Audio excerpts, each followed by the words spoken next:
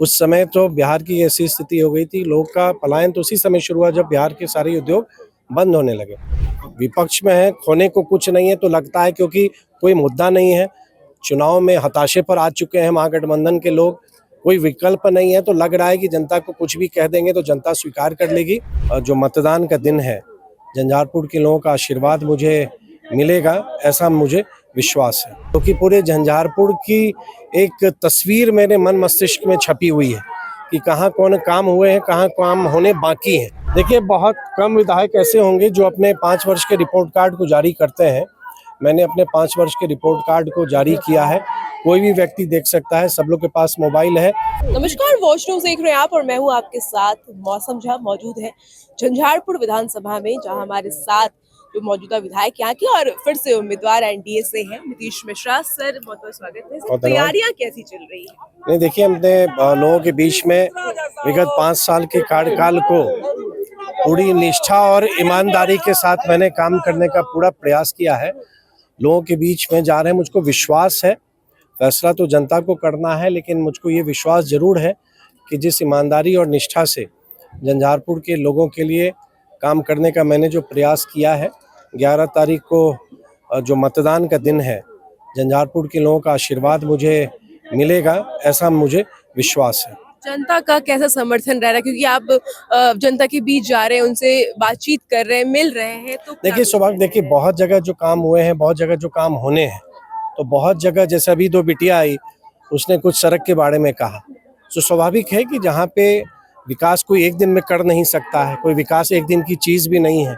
एक सड़क बनता है तो दूसरे सड़क की मांग आती है, तो स्वाभाविक है और यही हमारे संबंध को मजबूत भी बनाता है।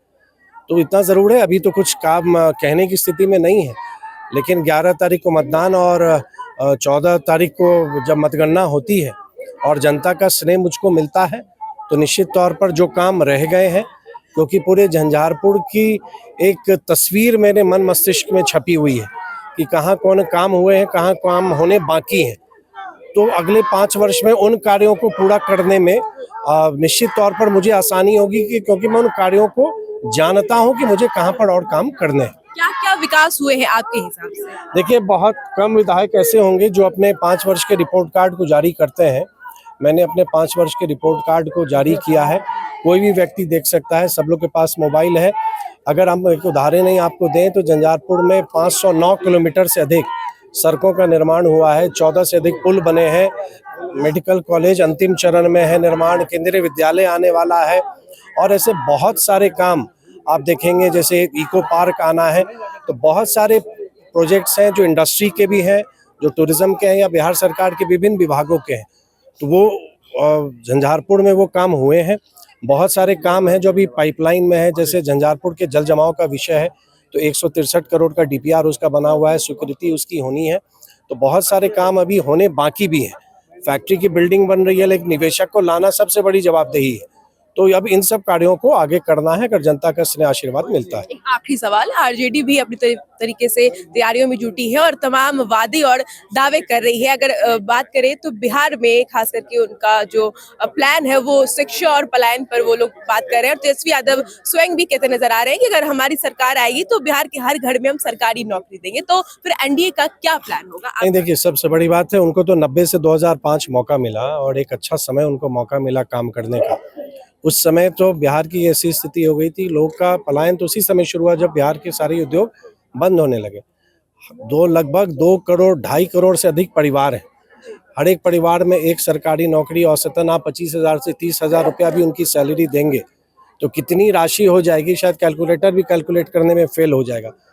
विपक्ष में है, खोने को कुछ नहीं है तो लगता है क्योंकि कोई मुद्दा नहीं है, चुनाव में हताशे पर आ चुके हैं महागठबंधन के लोग, कोई विकल्प नहीं है तो लग रहा है कि जनता को कुछ भी कह देंगे तो जनता स्वीकार कर लेगी।